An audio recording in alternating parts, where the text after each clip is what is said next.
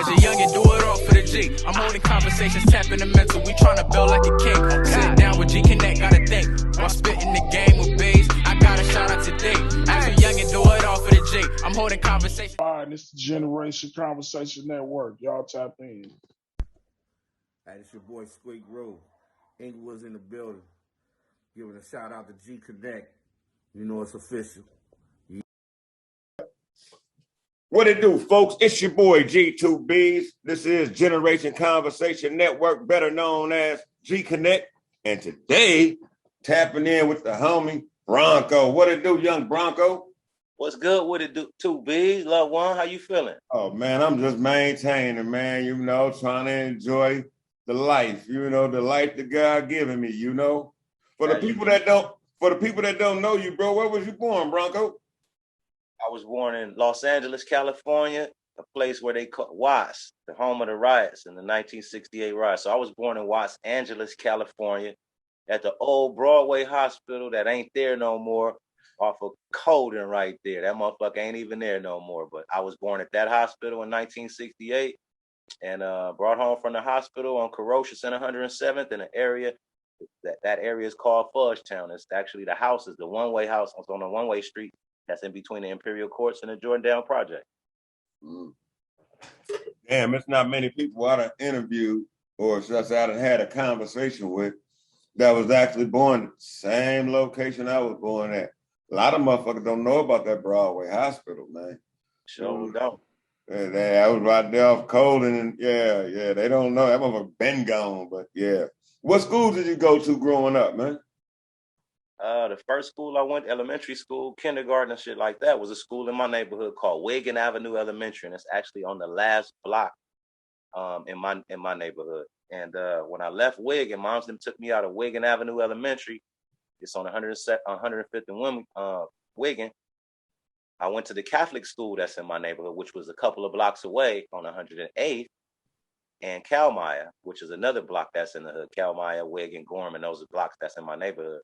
And the Catholic school is a small little school with 8 classrooms, and each classroom has one grade or whatever. So it's not a real big school, but it's a Catholic school nonetheless. And it's a Catholic school that have real nuns that are stationed at that school from the Archdiocese by the Pope and the Vatican and all of that. So we had nuns that speak the Spanish from Spain, that different kind of Spanish and shit. We had like Sister Rocio and Sister Mary and Father Michael and Brother Allen and shit like that. So I was one of the few black kids that went there. At certain times, I was the only black kid in my class. And I was around a lot of other cultural people. It was people from Honduras and people from El Salvador, people from Cuba. It was people from, different Spanish colonized walks of life and shit from different cultures and shit, people from Belize and, shit like that. So I came in contact with a lot of different dialects of Spanish and shit like that, a lot of different foods and shit like that. But I understood their customs and their culture and shit because I was, saturated and enclosed in that little environment and shit. But I didn't come out, speaking homes and what's up, essay. And, a lot of motherfuckers get assimilated and shit and end up trying to, be part of that. But I still retain my African American, my nigga shit. As you should. Who did you grow up listening to as a teen? Listening to music-wise? Yes, sir. Music shit. Before hip-hop really saturated us in our ears and everything and really, got our attention and shit. You got your older uncles and your aunties and shit like that if you don't have older brothers and shit, and they listening to the music at that time. So we're listening to, oldies and shit like that because in the culture that we come from in the ghetto, you got brothers that gravitate towards the, the music and shit that's soothing and shit like that. So we would listen to a lot of Shy Lights, the Delphonic, the Tim Freeze and Stylistics and, the Whispers and, them that was coming out of the lowriders and the nice cars and fancy cars and shit at that time when Krager's was the dating. So it's back in the days in the early 80s and the late 70s and shit like that. So we was listening to a lot of that, all of the black music and shit that was coming out and shit at that time and shit, oldies and shit like that. So we kind of gravitate back towards that. So when people in our generation hear oldies and shit like that, it's, that's music to our ears, just the same as the current shit that we will be listening to that come through the radio because we grew up on that shit. Soul Train and shit like that would introduce us to a lot of, new music. So Saturday mornings was, Saturday morning Kung Fu Fest and, it was Engine number 9, and it was I'm Just a Bill, and all of them different things. The Schoolhouse Rock shit like that, the karate shit, Masters of the Flying Guillotine, and growing up, we was getting the the pissy mattresses and shit that people would leave in the houses and shit when they move out. We would get the mattresses out the abandoned houses and put them in the dirt fields, and we would flip and practice our gymnastics and shit like that. And just being kids growing up in the hood and the ghetto and shit. But the music was always, of or related to, our culture, our people, the elders, the motherfuckers that was in the generations before us had that coming through their cars and through their speakers and shit like that. So we grew up on a lot of that shit right there. Who do you listen to today? I love all music, really, to tell you the truth, not just hip hop, but all kind of different genres of music and shit. But the latest hip hop and shit like that, you have to pick and choose what you listen to, because a lot of it is just gibberish and fuckery.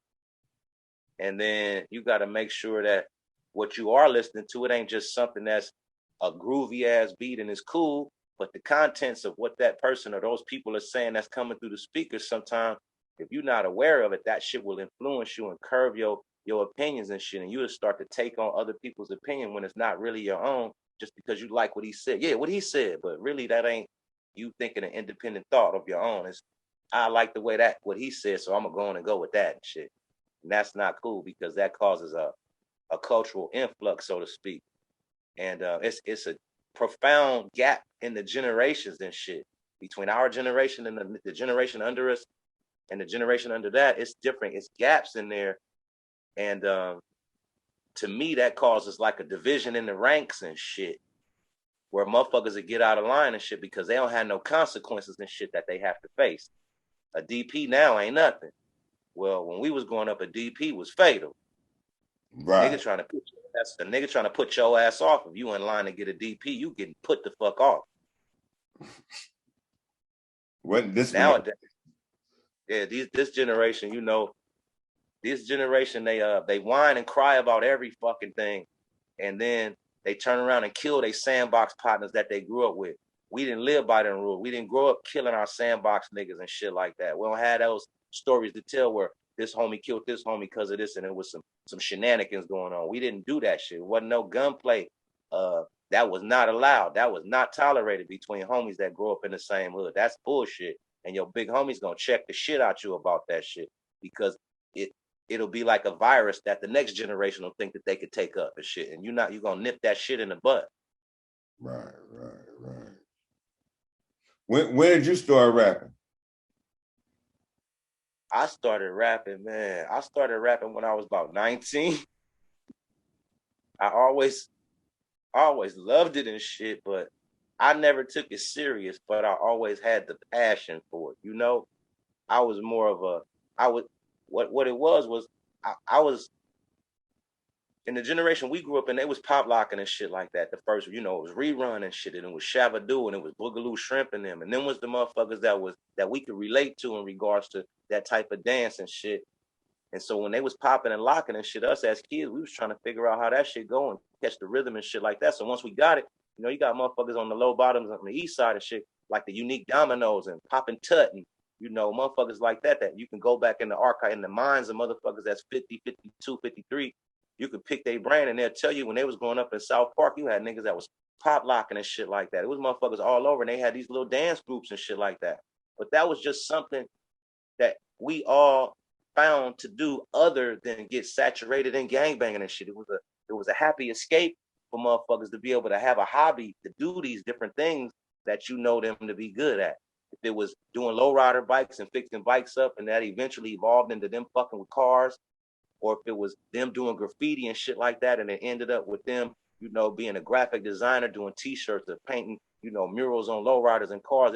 There was a avenue that you could pursue as you got older, and you wouldn't look like an immature ass old person still doing young nigga shit, because there was levels to whatever it is that you was into. Facts. So with that being said, everybody have their own gifts, their own talent. And some people have a couple different gifts and shit that they just stumbled up on that they didn't know they had. So for me, rapping was one of them shits, and it was one of them things I just stumbled up on, fucking around with my nigga Freeze from the Franklins, and just different niggas that I knew that fucked with it.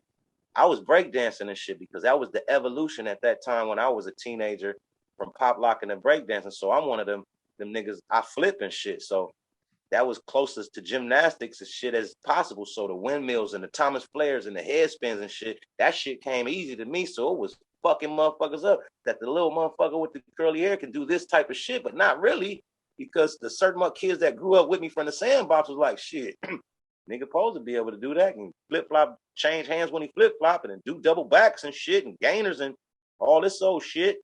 That's child's play for a motherfucker. So it was, I earned these skillful things just by doing. The more I did them, the better I got at them, and I liked them, so I pursued them motherfuckers. So with rapping was just the evolution. Me going to the rhyming and shit was just me evolving into the next stage of whatever it was. When I got too old to spin on my head and spin on my back and all of that type of shit, this was the natural, the next stage of whatever that thing was that I was doing inside of hip hop, growing. Do you remember your first song? I do. What happened? Funny story. I was in the Franklins fucking around with Freeze and Twink and Stone and all of them. And Stone is Big Stretch and Lil Stretch brother. He's from the Franklins and they from Bunny Hunter. So I'm hanging out with them in the Franklins and shit. And they was in the garage and they always was passing the mic and fucking around, flowing and, just fucking around, dicking around, playing around with the shit. And motherfucker turned to me and was like, Bronco, you don't be fucking with the rhymes and the flows. And I was like, nah, I don't fuck with that shit. I'm cool just selling my little weed, because we selling weed, hustling and shit. I'm cool with just selling my weed and shit and, cutting my little heads and shit that I cut, because the nigga was cutting hair at the time and, drawing and shit. That's, nigga like, nigga, what you think? Rapping is for some weenies or some shit? I'm like, no, I don't think rapping is for no weenies, homie. I just don't think it's for me. Like, I don't know, shit. So later on that day, I go to the house and shit, and secretly I compose, what I thought was a rap or a verse. And I'm going to try it out tomorrow. So I get to the Franklin and shit, we fucking around, wrote a verse, my nigga. Niggas is quiet like I'm up. You wrote a verse, bro? I ain't never wrote a verse. Well, I think I wrote a verse. They joking, we giggling and pointing and shit. And so I read the shit because I didn't have a flow, because I didn't understand the schematics of it yet. And so when I read it, I got a couple sniggles, a couple giggles, and I was like, man, fuck it. That was discouraging and shit. So I balled the paper up and threw it in the trash over in the corner. Nigga Freeze looked at me like, you don't want that? You don't want it? Like, you throwing it away? Like, bucket? I'm like, man, fuck it. I can't do shit. So the nigga goes over in the corner and gets the paper and unballs the paper, unfolds it, looks at it, reads it. He get an ink pen and he put a comma here and he erased this word and scratched that word out. Nigga, that nigga spit the shit out that motherfucker like it was some shit. I'm like, what the fuck? He like got me a motherfucking verse and folded that motherfucker and put it in his pocket. Ever since that day, I've been writing rhymes and rapping. So did you start off as a group or did you start off solo or part of a group? That's more of I started off, I guess the group hadn't assembled itself, but it was always there. Because amongst, if it's 10 of us sitting right here, 4 of these motherfuckers rhyme like a motherfucker, and the other 6 kind of play around with, they got the fundamentals, but they ain't serious about it. But them 4 do that as a, that's what they do when they ain't doing nothing else. Right. Them 4 motherfuckers, I was the central nucleus to that circle of 5 as far as what we doing today. And call Brian, let's see what we doing. And so it was kind of I grew into the leadership quality. So I ended up being the captain of the team because I came, my ink pen developed the way that it, being around them motherfuckers. Like if you ain't never shot no gun and you around fucking assassins and motherfuckers that marksmen and shit, in a few weeks, you going to be good than a motherfucker. Right. You may not be their level, but you're going to be gooder than the next motherfucker. Right. So it was like that. So I advanced, if it was ranks to advance, I advanced through the ranks and shit with the rhymes and the vocabulary because I did my homework when it was time to go to school, at school and shit. I went to Catholic school, public school, I actually did my homework and shit and did my spelling words and wrote my definitions and shit and found out a way to make a sentence out of it. So little did I know that all of those things was exercises towards these things to be good at this thing called vocabulary. I call it vocabulary calisthenics, because that's basically what it is. To me, metaphorically, if we can paint the picture what rap is vocabulary calisthenics. Vocabulary calisthenics. Like that's how I would explain it to somebody with my own words from the Bronc'ologist. I would say, shit, rapping is vocabulary calisthenics. The Bronc'ologist. How did that form? That was that moniker right there got adopted to me. It was kind of like a joke almost, but it was a sincere joke. If you ever seen 300 or some shit like that, or them type of Greek movies where they go back in Greek times and they always got this one motherfucker that's like, you know who the Mysticles is. The Mysticles was the motherfucker that was the leader of like the motherfuckers. He was the one that instilled the hope in the soldiers with the pep talk, like in the locker room. He would be like the captain of the team. Mm-hmm. You know what I mean? And they would look for him for encouragement and for surety and shit like that in times of crisis when it's looking grim and shit. And so in this situation of rhymes and shit, I'm the motherfucker from Fudge Town who had the rhymes, who could fuck around in that thing that everybody else fucking around with. Shit, let's go get Bronc. Shit, the nigga Bronc will fuck over some shit. So I got that because the homies instilled their faith in me. I was like the rooster that they gonna come get when they doing the chicken fighting with the Mexican. Shit, go get El Gallo Negro. Go get Bronc. He finna tear this shit up because this what he do. So the Bronc'ologist is more like the Neo in the Matrix. Like the motherfucking like the Oracle in the Matrix, so to speak. That would be equivalent to what my homies mean when they call me the Bronc'ologist. Is like, he's our one. That's our guy. Point made. So how many albums or mixtapes do you have today? And can you name them? Wow. Shit. I'll do my best. It's been like, it'll be like, I would compare it to like if you was a basketball player, but you didn't make it to the NFL, but you still you still a blacktop legend. Mm-hmm. So in every playground where they get down, where they get down, that ain't the major league. You a major name. Right at the cusp. I would say, you know how when motherfuckers get drafted from high school and they don't gotta go to college, they go straight to the pro. Mm-hmm.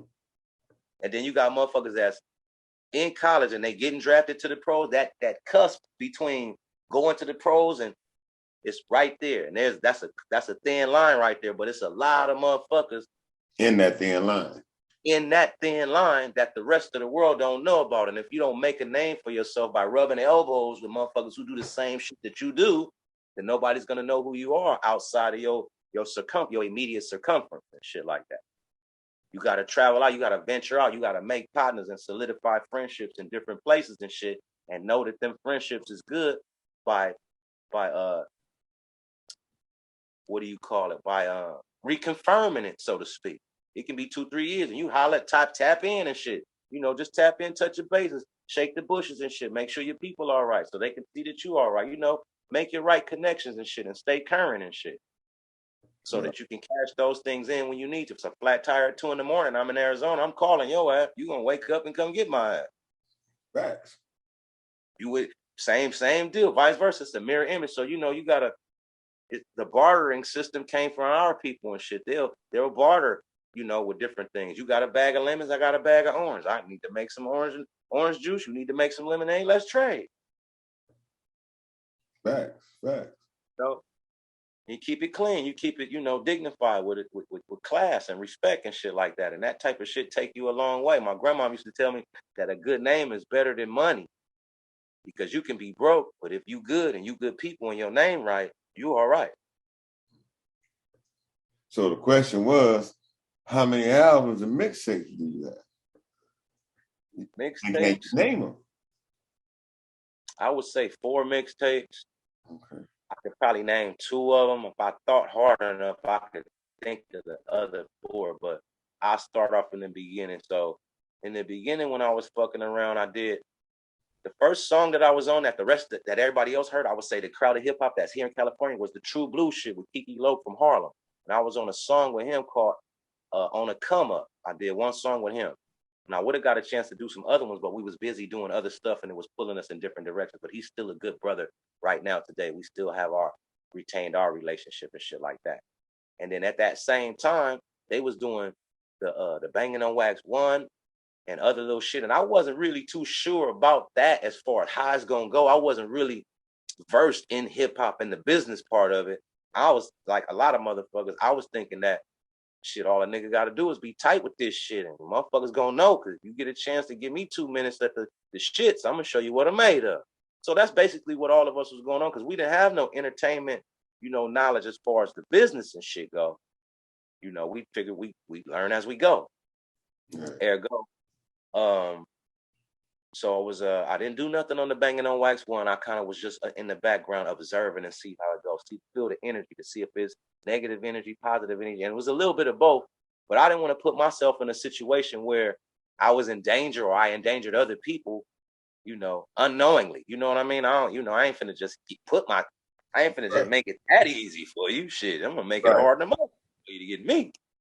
So that was me, playing on the cusp of it to see how it goes. So when I saw how the first Banging on Wax went, then I was like, okay, because at that time, hip hop and the audience, the motherfuckers that you got to pitch yourself to, they was not smiling at Crips or Bloods or the people that come from that culture, that walker. They not looking for no talent to come from no motherfucker with no bandana in his pocket, no matter what fucking color it is. They ain't really trying to hear what the fuck you got to say. You probably here to mess shit up and fuck shit up. So, the public at large was not embracing Crips and Bloods in regards to hip hop goes. So with the Banging on Wax projects and shit like that, that was like a make you see me type of thing. It was like a Bogart type of thing, which was the avenue that everybody had to come through. If you come from the culture of Crippin' and Blood and shit like that, you got to go through that avenue, that door that Banging on Wax made for us, because they was not accepting Crips and Bloods in hip hop in California and nowhere else. They wasn't playing no shit on the radio or nothing like that. If you don't have a strong fan base, they wasn't even banging in other states at that time. No, they wasn't, not at all. If they was, it was by ways of coming in contact with somebody that was, visiting from here. Right. So, they did the Banging on Wax 1. I saw how that go. Then they did the Banging on Wax 2, and I think I did maybe a couple joints on that. And then when we did the couple joints on the Banging on Wax 2, the big wigs, the motherfuckers that was actually putting the projects together, got a chance to notice me. I had wordplay. Just so happened that I had superior wordplay. I got picked, each time it was like, call that nigga Bronc. And it was a few other people that they would call like that. They would call Big Y. They would call Lil Hawk. They would call Sugar Booger. It was certain motherfuckers on both sides, red or blue, that had rhymes like a mud, that was gifted with the vocabulary and knew how to put those things together to make sense, for it to sound right. Everybody didn't, but those that did, it was like cream. We rose to the top just for being dope. It was shit. You're gonna have an A team, a B team, a C team. We got the varsity quick because we was dope with the shit. At the time, we was the dopest ones with the shit. And our hoods were so far apart and shit, we had never came in contact with them or them with us to even start no fucking shit with each other. And the fact that we had a love for this thing that we do that was greater than that, we didn't never have no issues with each other. The MCs, the niggas that rap, we didn't have no issues with each other.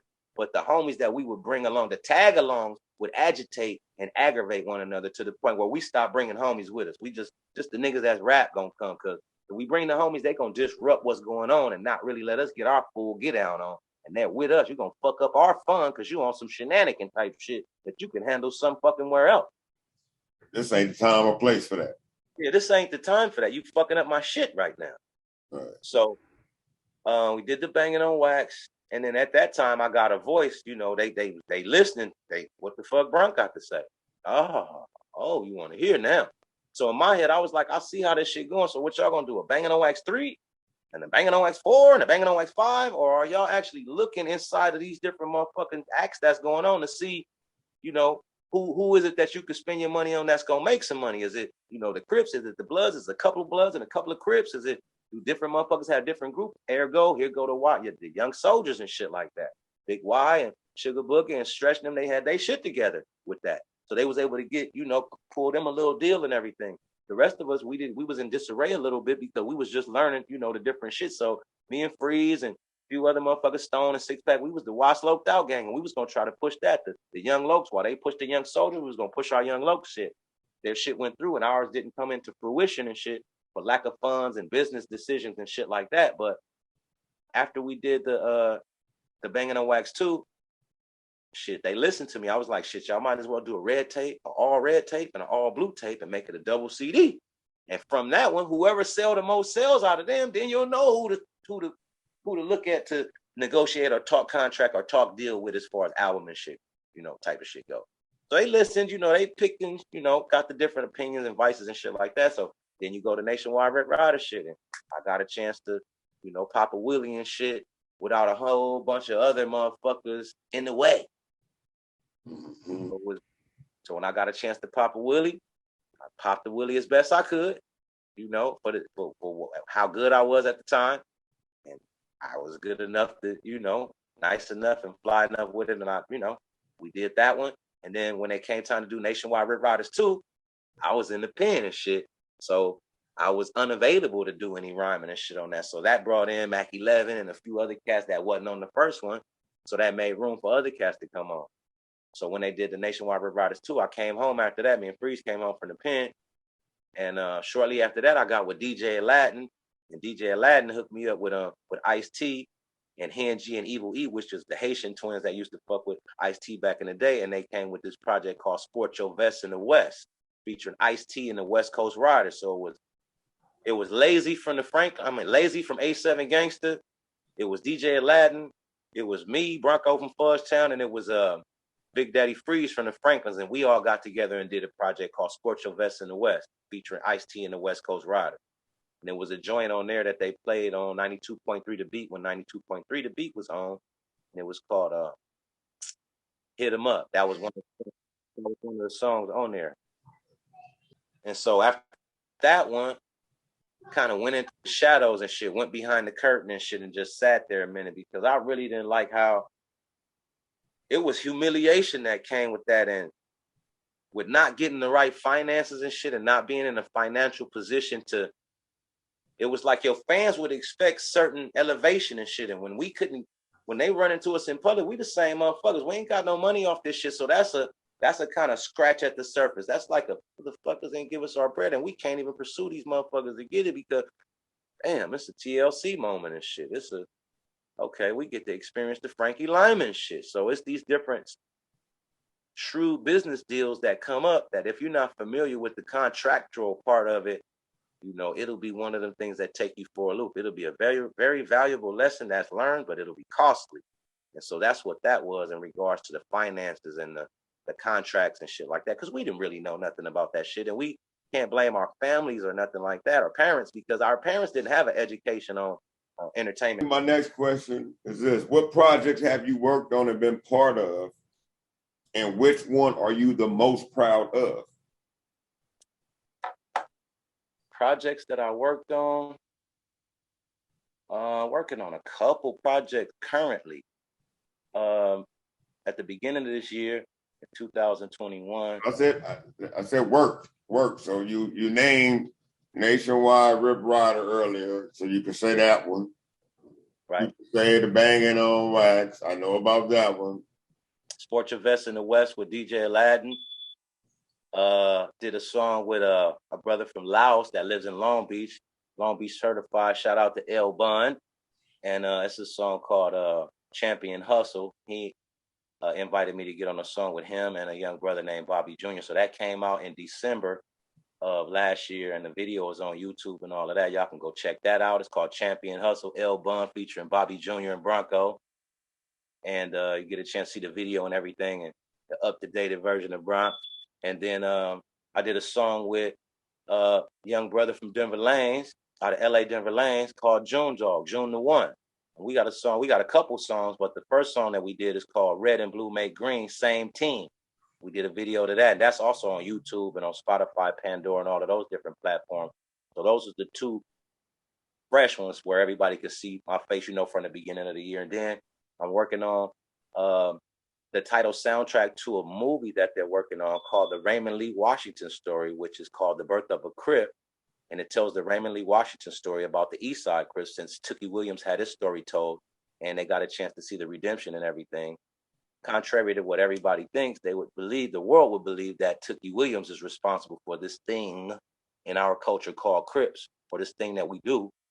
And that's not exactly whole, accurately factual. We telling the story about Raymond Lee Washington and his role, his part that he played in the culture that we know of as Crips and Bloods and stuff like that. So this song that I worked on, that I wrote with me and Snoopy Blue and Daytona Gold, which is Snoopy Blue from 9-7 and Baby Day Day from Q102. We did a song called Birth of a Crip, and we just finished the video and everything to it just a couple weeks ago. So we're waiting for the editing and everything for that to come back.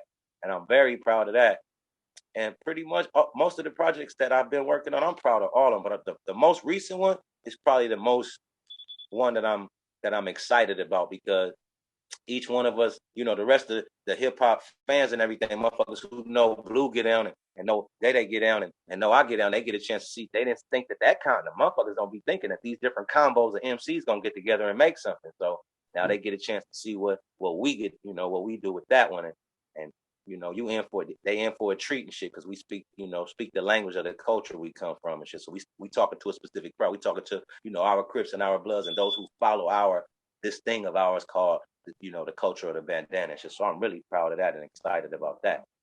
Also working on another project called Stick Gang Media, Stick Gang TV. And Stick Gang is a project that encompasses all of the brothers that come from the different ghettos. If you're from San Francisco, if you're from Sacramento, if you're from Oakland, if you're from San Diego, anywhere in between, up north, down south, anywhere in California, it's us sticking together. So the Stick Gang thing is a gang of us that stick together on this thing called cross promotion, called making sure that we elevate each other, encourage each other to do the right things, to make the right choices, to give each other, to share our resources with each other, so that our thing called hip hop is what it need to be, so that we can have a unified front, so we can all move the way that we need to move comfortably and tell the truth about our hip hop and our culture and shit like that. So Stick Gang encompasses a bunch of brothers, whether you Blood, Crip, Don't Bang, or whatever. You got flows and you fly with it and you speaking these positive things, these things that uplift motherfuckers inside of your get down, then Stick Gang is probably for you. So it encompasses all of the real niggas that fed babies and, motherfuckers like me and you that done been behind them walls and rubbed elbows together, who know the fabric of each other's get down and shit. Right.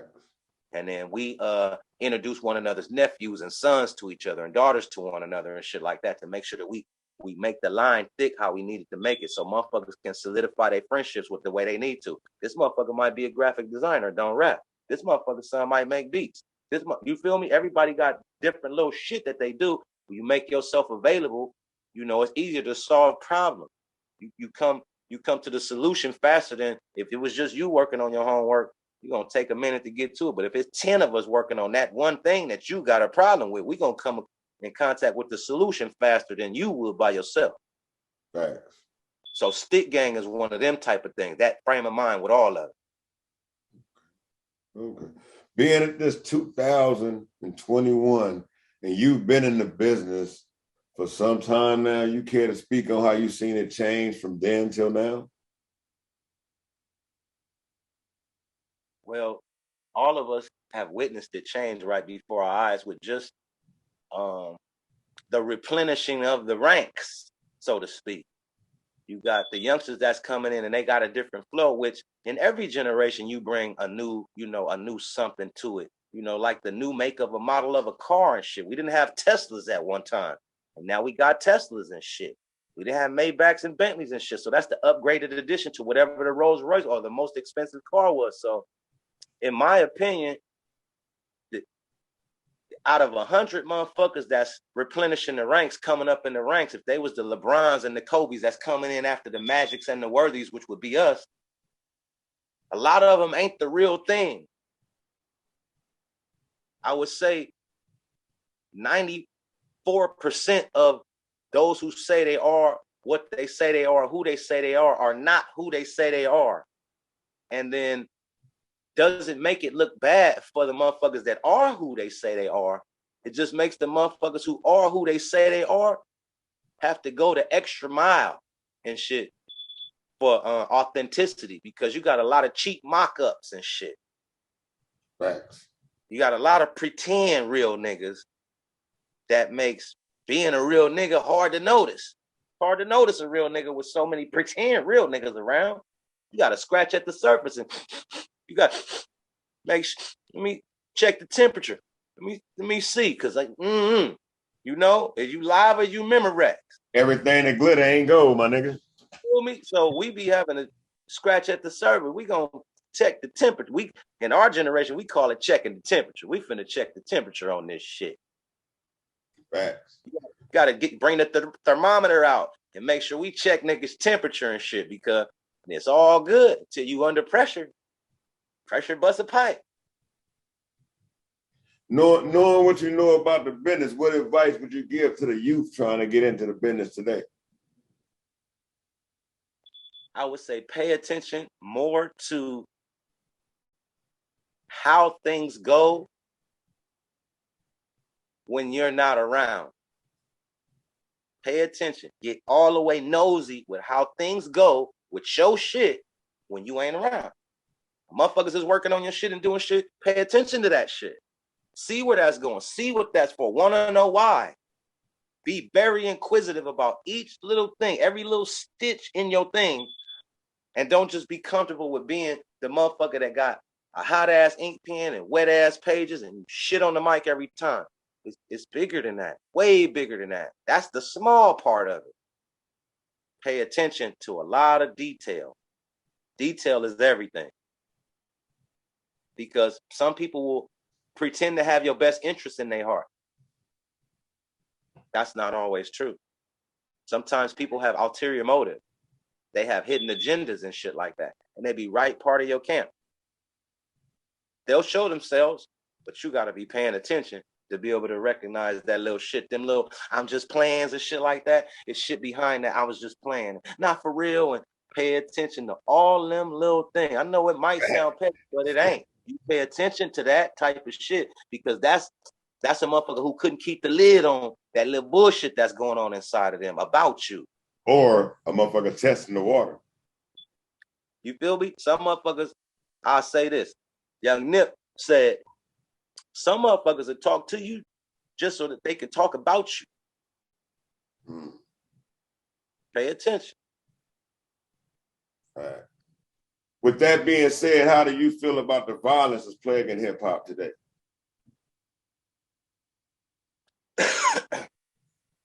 I would say that the violence that's plaguing hip hop is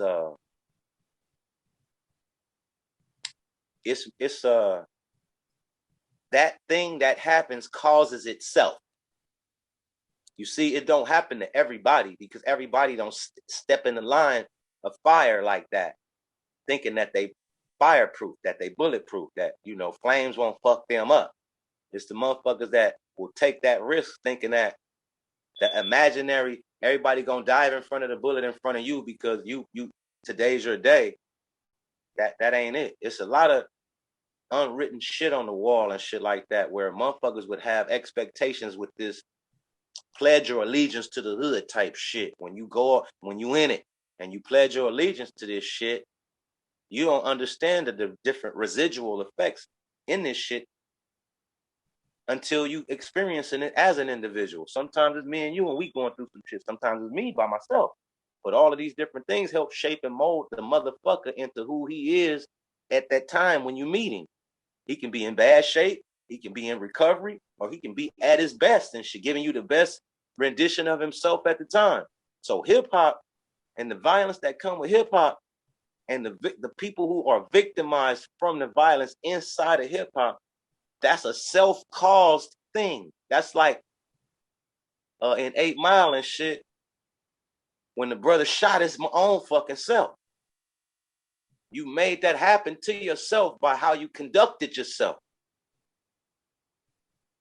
You understand what I'm trying to say? That's not something that's readily waiting on every motherfucker that's at the diving board of, hi, here I am, I can rap, look at me. That ain't waiting for every motherfucker. That violence is waiting on the motherfucker that caused that that attention that violence brings, you calling that motherfucking entity towards you with the bullshit that you got going on. If somebody in your circle don't check you, then when your karma comes around, they can get some of it too. Sometimes they'll get your karma and you won't, and you'll be left standing there looking fucking stupid because the motherfuckers that's dead is dead because of some stupid shit you did and you alive. Right. So with the violence that's plaguing hip hop, each person that them shits happen to, it happened to them by ways of something that they did. And that's the result of the decision that they made prior that they can't take back. Some decisions is like words. Once words leave out your mouth, it's like bullets that leave out a gun. You can't chase the bullet down while it's in the air flying towards wherever it's going and undo the damage that motherfucker is doing. Like you can slow shit down in the Matrix. Once that motherfucker leave the gun, it's gone. So that's why grandmoms and them and motherfuckers who give a fuck about you tell you watch what you say, mind your words and shit. They ain't tell you why. Life gonna tell you why, because what you say can get you fucked up. And sometimes how you say it can get your ass killed. So watch what the fuck you say. You ain't supposed to say no, I'm fucking 5'7.5", 165 pounds soaking wet. You really think I'm gonna agitate a motherfucker that's 6'3" or 6'5" or some shit like that? That's 300 or something. I ain't smart enough to know not to agitate no mother, whether he a blood or a crip or a nigga that don't bang. I'm not finna pick at the surface of that right there and get myself in a motherfucking situation that I'm gonna have to figure out how to get out of because I was mouthing off at a motherfucker I knew I couldn't bite up. The fuck I look like a dummy? But I ain't gonna cower. But I ain't gonna cower down if a motherfucker that big get at me with some shit.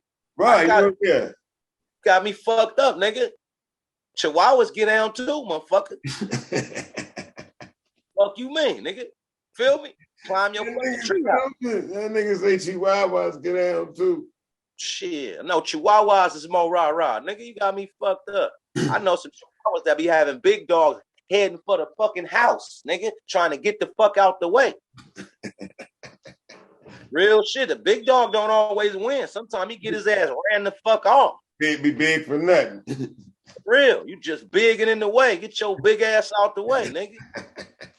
Big don't mean you the smartest nigga in the room, nigga. Facts. Place for all of us. So yeah, the violence that's plaguing hip hop, it's not an exterior entity. It's not something outside of hip hop that's agitating that and influencing that. It's outside hands that could probably govern that or figure out a way to get a hold on that, i.e. hip hop police, hip hop feds and shit like that. But that's an unwanted entity in our realm of things that we do. I think that we're supposed to be able to police and secure our, solidify our own security and shit, assurity and all of that shit. We ain't supposed to be feeling this kind of way and that kind of way around our own kind. And when it start to feel like that, that's when we supposed to part ways and shit. Right. Just saying. So with the violence that's plaguing hip hop, violence, whether it's plaguing hip hop or anything else, is ugly as a motherfucker. Just it being violent means it's ugly. It don't necessarily have to have nothing to do with hip hop or, this gang or that gang or this or that. Shit, Ennis Cosby, came to a violent demise and shit like that on the side of the fucking freeway. So shit happens all the time, everywhere. Some shit's happening right fucking now somewhere. Just appreciate it not happening to me or you. Facts. Appreciate it not happening to me or you. Facts. So what's your favorite album of all times and why? God damn, boy, that's a good one right there. I would say my favorite album of all time.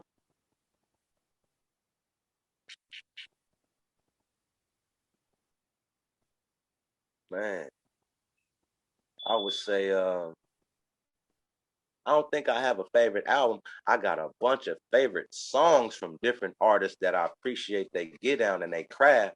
I would say my favorite rapper would be my favorite three would be Scarface. No, we don't. That ain't. Nope, you can't. Nope, I ain't gonna let you off the hook with that one, dog. You the homie.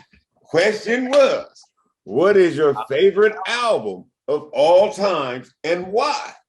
So you got to pick a album. No matter if it's hip hop, oldies, R&B, country, whatever. I'm gonna delete that out. But what is your favorite album of all time and why? I would say Outkast, Aquemini. Okay.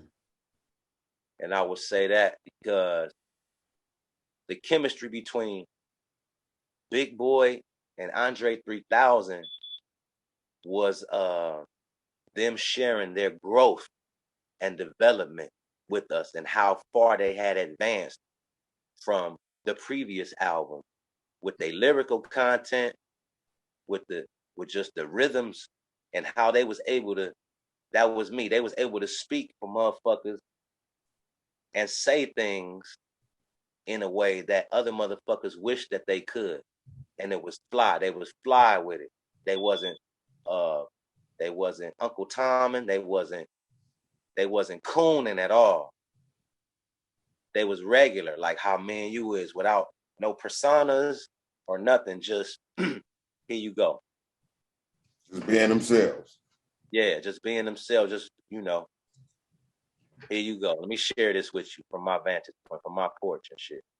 Well, I saw that from my porch too. He just said it. So I appreciate them for that. That was a dope ass album for me. Okay. What is your favorite movie of all time and why? My favorite movie of all time would be, I would say it was Belly. I like John Wick, and John Wick is along the lines of that. But my favorite movie of all time with my people in it, I would say Belly. And I like Belly because Belly, it gave us a variety scope of, from state to state in different dimensions of what we think, and confirmation for what we know is the same. It confirmed that my ghetto ain't no different than your ghetto in such a way where you got motherfuckers that'll hate on you. You got motherfuckers that's wilding out, running fucking red lights and foreign cars that cost enormous amount of thousands of dollars and on some they don't give a fuck type shit. So it's wow in every step of the way. You got motherfuckers that's, you got Ox and shit, and he's the kingpin and shit from where he come from. One of many, dreads that come from the place where they do they shit. He got this big old mansion. You got Nas in it. He got his glasses on. He got T-Bod. You got these different, everybody want them a T-Boz or a Keisha and shit that they can come home and get right with it and shit like that. And, the youngster and shit in the car that's on the blow pop and just the whole little idea, that little shit was like, that's exactly how the rest of the world see every motherfucker when they pull up in some shit. You ain't even got to be the type of motherfucker that's selling dope or selling weed or heroin. You ain't even got to be in the limelight of ghetto shit. And you will be looked at as that by the other people outside of our culture. If you got you an Averex jacket on and you got you a couple of chains and you fit the profile for what they expect and shit like that. And you could be a motherfucker that's an athlete that's, on leave from school and shit. To think, hey, you just fly today in your nice little form. But they would assume that because you dress the profile, you fit. I'm pretty sure Allen Iverson and other motherfuckers like that. When they ain't in the game and they ain't got their jersey on, they out in the world, they being profile like a motherfucker just based on different shit. So that movie Belly was it showed us Minister Farrakhan and the power of Islam, and compassion for our fellow man and shit. It showed us a lot of different feelings and, it took us through the different emotions and shit of the author and shit like that. And then it was encompassed by our music and shit like that. So it was a keep you on the edge of your seat because you don't know what the fuck's gonna happen. Dope. Facts. Hey, there's nothing you said I can disagree with because that's my favorite movie. So, and those are the exact reasons why. So, hey, it's cold. It's another thing we have in common. Right. I would even say from the beginning of the movie, when they pulled up in them foreigns and shit like that, just the idea of how they just the intro right there was the intro give me chills when they come on till this day. I still get that steady, ready. Yeah, they got the black light on. So when they go into the club, everything that's metal, like your watch, your chain, your earring, everything that's white, like your teeth, the white of your eyes, the label on your hat, the white stitching in your jeans or your belt, anything shiny, anything, that black light, that glowing light, glow in the dark light made all of that shit. It was like fluorescent. So when they walking through the club and they chain swinging and they labels on and they going up the shit and they pulling chrome pieces out, all of that shit is motherfucking mirrors. That Hollywood smoking mirrors was a motherfucker. I was like, do that shit, my nigga. Right, that shit had me intensified myself, because when that came out, that's still like you said, that's my favorite movie right there of all time. You know, those are the exact reasons why. Next question: top 5 rappers, dead or alive? Top 5 rappers off the dribble. I'm gonna say the DOC. First and foremost, I'm gonna say the DOC. Then I'm gonna go Rakim. I'm gonna go Scarface. I'm gonna go KRS-One, and I'm gonna go Q. Okay. You familiar with the battle rap scene? I am. Top 5 battle rappers in the game, in your opinion. To you, your top 5 battle rappers. Top 5 battle rappers. To you. I ain't talking about everybody else. That's in your top. You know, the one that you might can name 10, just name 5 of them that you fuck with. You know, if you can't name them motherfuckers, you don't fuck with them, truthfully. So tell me, 2Bs, how did you get interested in what made you gravitate towards battle rap and battle rappers and the scene that comes with the battle rapping scene? Truthfully, I was at home doing music at the time, and in between editing, YouTube was cracking. That's when YouTube first got started, or not first got started, but you know, when YouTube became accessible to the people that was promoting it, which was Smack DVD and all them. So I would start watching them occasionally. And the first person I ever, you know, gravitated to was Arsenal. I didn't know the cat, but, you know, I had never seen, me being a rapper from the West Coast coming up the way I did. That's not the battle rap that I grew up, you know, that was past. I mean, we grew up snapping basically in the battle rap. Nigga who could say something to fly us about what we got on, about what we got, this, that, and third at the moment, you know, and them was supposed to have been on the spots. Right. And them only go on for maybe 3 to 5 minutes max, because the nigga didn't have that much material back then just to be sitting there rapping for 15 minutes straight, unless they was all freestyles. And back then, that was the way it was doing it. Everything was freestyle. So a nigga could sit there and freestyle for 15, 20 minutes. Yes, sir. You know what I'm saying? Because he got something, but he would do maybe 3 to 5 minutes if he had it, and either another nigga would come back. That's when we was coming up. You know, and that was, like you said, exercising your vocabulary. You know what I'm saying? And that's how that came about. Knowing what I knew about that and actually seeing these niggas get up here and talk 3 to 5 minutes, 3 different rounds about each other.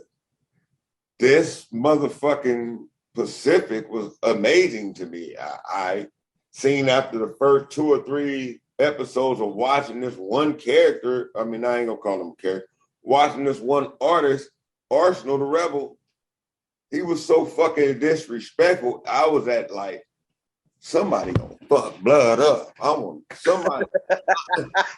I gotta see this, man, because I could not take a nigga being this disrespectful. I'm a penitentiary nigga, bro, and like, I'm like, wow, it's like a nigga sit there and tell you I'm gonna slap your mama with my dick, and nigga, you ain't gonna do shit, and you standing right there looking at me, and huh?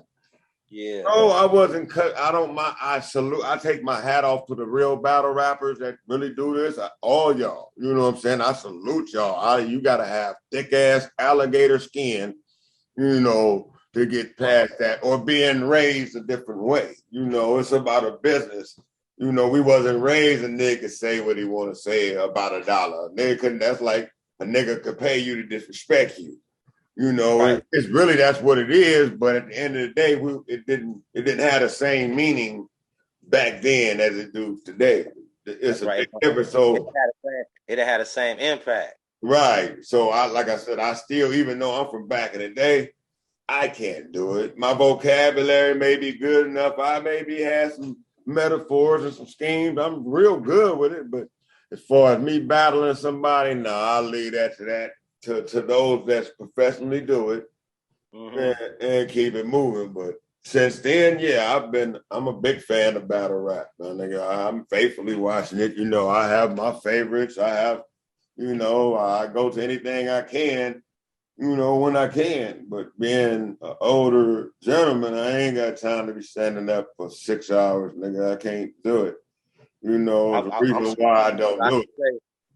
I'm smiling because I could say, shit, the only battle that really meant anything coming from where we come from was DJ Quick against fucking MC8. And we all know who slam dunked that.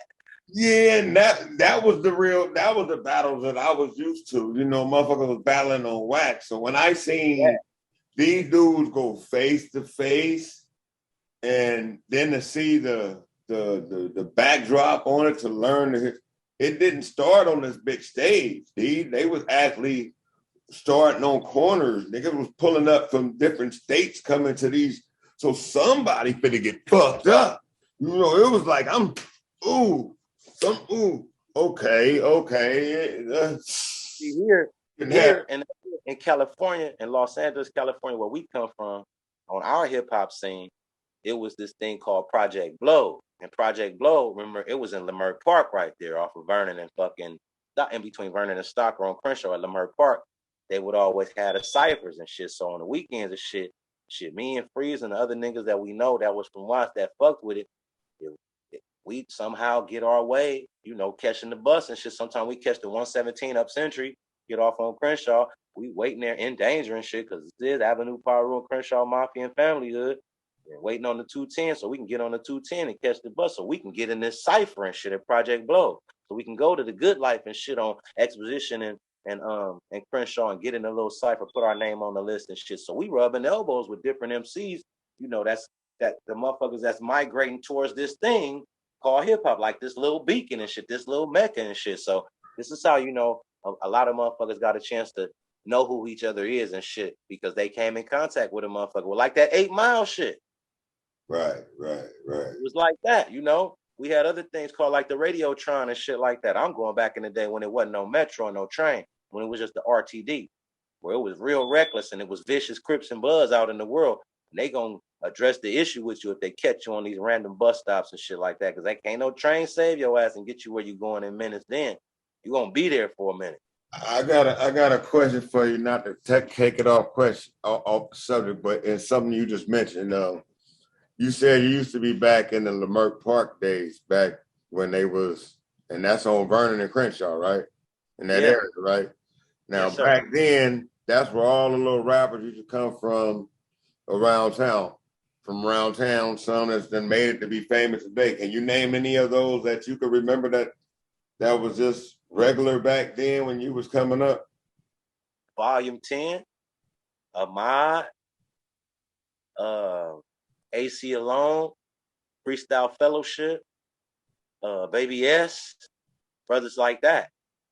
Okay. You know, MCs that y'all know of now, we was all puppies in this shit, doing different little shit, Venice Beach ciphers and shit like that. You know, wherever it was some hip hop going on, wherever it was some break dancers at, it was some graffiti artists. Wherever it was some break dancers and some graffiti artists, it was some MCs there.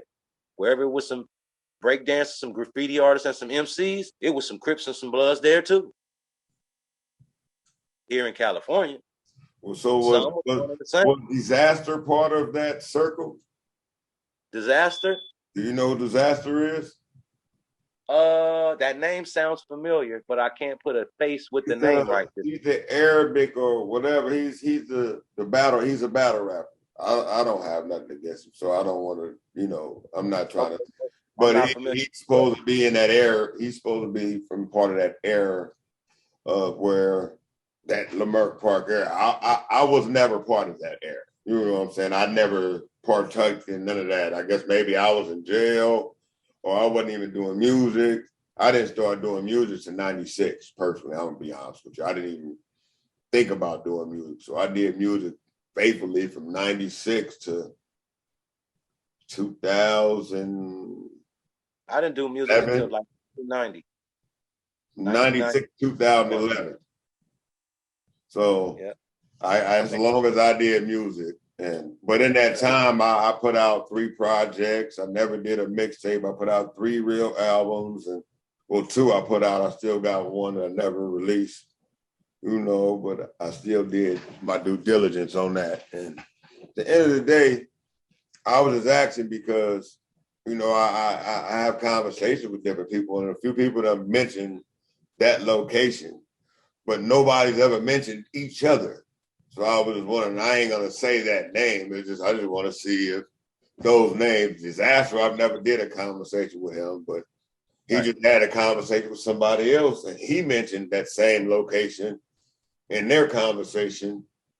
And it was a lot of no names and shit like that, motherfucker. Yeah, that's what I'm saying. But those no names became somebody. It's like we said, that remember that point you were saying at the beginning where it's just that line of almost there, and certain niggas elevated. They say Kendrick Lamar's supposed to came from up over there. Okay. I don't know. I mean, I don't know. I'm just saying, I don't know if he did or not. I haven't had a conversation with him. I haven't Googled it. I haven't had nobody specifically say his name, but they said people like him came up out of that because that was the boiling point for. That was like supposed to be the LA game. That was like the hip hop. Like the hub. Yeah, the hub. That was the hub where everybody that fuck with that type of shit. Okay, let's say you got motherfuckers that skate. You got skateboarders and you got motherfuckers that roller skate. Well, the word gonna go out, and everybody that does that type of thing is gonna get the memo by word of mouth. Where to meet, the meet and greet type of shit.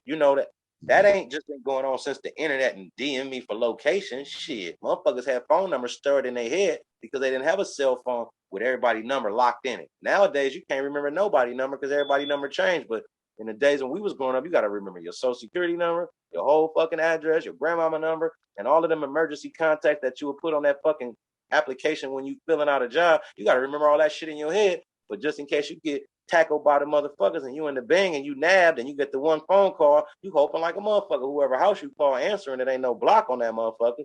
So times was different then. Right. So niggas' names change and, they'd start off as MC such and such and then end up being so-and-so dog or, so-and-so, they evolve and do different little shit. Some motherfuckers stop fucking with it and do other shit, lose interest. Some motherfuckers die, all type of shit. Right. Right. So you lose motherfuckers, by the miles that you put in this shit. Gonna have to change a few tires and shit. Don't get a scratch on the paint every so often. So some motherfuckers, it's 25, 30 years later. Everybody, I don't remember the bitch I was fucking with then. Tell you the truth, she might not remember but she might not remember my ass either. Fact. Favorite football team and why? Favorite football team, the Raiders. And why? Is because when I was a kid, the Raiders was here at the Coliseum. I got a chance to work at quite a few of those games because my uncle was a vendor there where he would sell peanuts and pennants and T-shirts and souvenirs, memorabilia and shit like that. So he had a standing relationship with Dodger Stadium and the Coliseum. And whenever it was, summertime and it was time to do them games and shit, I was a youngster, but I would go to work with moms and them and shit and make my little hundo or my little 150 or whatever. And of course, they was getting a dope, pay or whatever. But that was one of the little things I did, as hustling. So that Raider, that shield and that helmet with that eye patch and shit, that was the team. It had Los Angeles Raiders on it, and I felt like I ain't never been to Miami or New York, so how could I root for a team that I don't really know none of the players on it? I'm not familiar with it, and it don't reflect the place I come from. And then it was the culture of banging. So that Raiders say California, say it say where we come from and shit. Like the Angels or the Dodgers or something like that, or the Lakers and shit. So teams meant something. The type of hat that you wear and the city where we come from, you know, the type of hat you wear says something about the section of the city you come from. You know, it can be misconstrued depending on what side of the city you're from, and you might get a chance to explain yourself and clarify it, and you might not. Some motherfuckers would assume this is a trade hat if I'm on the west side, but if I'm on the east side, they know this is a town hat. This is a And if you was in Compton, that was a treetop hat. It's a treetop hat or a trag new hat or something. You know, if it's red, it's a treetop hat. If it's blue, it's a trag new hat. You know, it means if I'm in Torrance and it's black or it's blue, it's a Torrance. It's a T13 hat. You know, depends on where you at. Right. So these hats, when other people from other cities come from their state and they come here, be careful of the fucking hat that you put on your head, because it'll determine whether you have a head or not to put a hat on. Is it still that bad? No, not like it was when we was growing. When we was growing up, they was, They you get know, your head knocked off. Yeah. The Crips and the Bloods that we was growing up right up under that first wave, the second wave, we was growing up. They was vicious as a motherfucker in the streets, in the trenches, on the sidewalks, at the gas stations, at the liquor stores, at the parks, at the parties, at the events, at the baseball games, everywhere you run into them at, it was like, oh fuck, you know. For everybody else that didn't fuck around, if you fuck around, they did do number raise the hair on the back of your fucking neck, and you get ready mode. Let's do it mode. Right. Everybody else that don't come from the culture, don't come from the curb, don't come from the trenches, they getting the fuck out the way. Right. Everybody that, like, those of us that engage, those of us that do this shit when we smell smoke is what's happening? Right. Everybody don't cower down and go to Dunkin', and some of us be like, what the fuck? Right. I gotta see where it's coming from to know where to go, motherfucker. I'm finna look, shit. Right. I might have to clothesline this nigga when he go by or something. A lot of motherfuckers don't be thinking that shit. They be thinking, get the fuck out the way. Right. Well, I know you and you know me. We're groomed in a different situation. So our emergency ain't everybody's urgency. We gonna be on some figuring the fuck out some shit first. Right. Most definitely. Everybody ain't built like that. Everybody ain't groomed like that. Well, the same reason that you honor and it's funny. Let me say it this way. What a coincidence. Now, this is one of the situations where, you know, out of this whole conversation so far, we had a few agreeable kind of points. You know what I'm saying? As we always do. And without a doubt, those that know me know this podcast. You might not know this, but I have a team. But the same reason that the Raiders is your favorite, for those same reasons, I dislike them motherfuckers because of that. Okay. The reason why I say that, and I say it because of this. This is why they'd never be my team, or I've never rooted for them from there. First and foremost, I've never been a sports fan, and I felt like it really had something to do with them. Because when same around the same time that you was up there with your mama and you was going up there doing that the games, at a young age, I got a job up there. I didn't have my mama. So I actually did some trickery shit to actually get me a job. You feel me? And I was into my like first and a half of a semester or season into it, just getting on the ball. Then these sons of bitches quit. Remember, they didn't quit at the end of the season. They got knocked out. They got knocked out. That they didn't make it or whatever. So after they didn't make it, they start packing up and move. So for me, I had to go back to doing what I was scrolling out to be.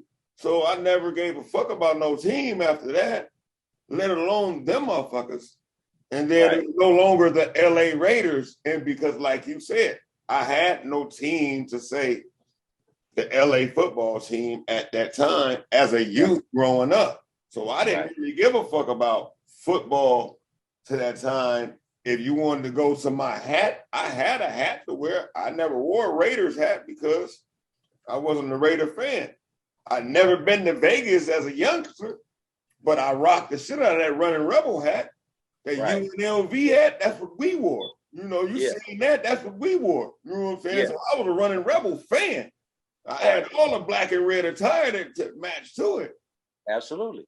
But other than that, I didn't give a fuck. So as I got older, I went to jail. You know, in them jails, how many you can count? You can just off dome how many riots can happen over football games. Countless. Over sports. Countless, right? For a nigga that don't give a fuck about these sports, but here I'm in a ride over this shit, give you a whole nother distaste for that, man. Fuck that stupid ass shit. You niggas, we losing blood, we losing time, and ain't none of us getting paid for this shit. You dumb motherfuckers putting tattoos on you, putting Raiders and putting 49ers and putting Chicago Bulls and Cowboys. Them team don't know you, nigga. Right. You know what I mean? You branding this into your blood. You that much of, okay, you can have that. That ain't even what I'm mad at. It won't be me. Right. Then when I got older and started living my life, started having kids. I just happened to have daughters first. Then I had a son. Okay, that's cool. Now I got to get out of here and do some shit that I ain't accustomed to doing. Throwing footballs and teaching them how to do boy shit that I'm honored to do, but I wasn't accustomed to do it. Thank God I was here to be able to do it. You feel me? I wasn't locked up. I ain't got no excuse, you know, other than pursuing hip hop, you know, because you got to understand during that course of my lifetime, I was studioing, I was writing, I was clubbing, I was promoting, I was in them streets, I went to college, you know what I'm saying? So, but I've always been here. You know what I'm saying? So I had other things going on. I was used to having daughters. He was still young. By the time, you know, I'm ready to do some shit, he like, nah, Dad, I got that. Nigga, I don't want to play football. Okay, cool. I can't sit up and talk football stories with a motherfucker that know football. I look stupid trying to talk football to my son, knowing I don't know shit about it, and he do. So, I mean, all I can do is start trying to watch it. You know what I'm saying? Start learning, familiarizing myself with it. I've always been that nigga in football conversation that I ain't really got nothing to say because I'm just listening. Right.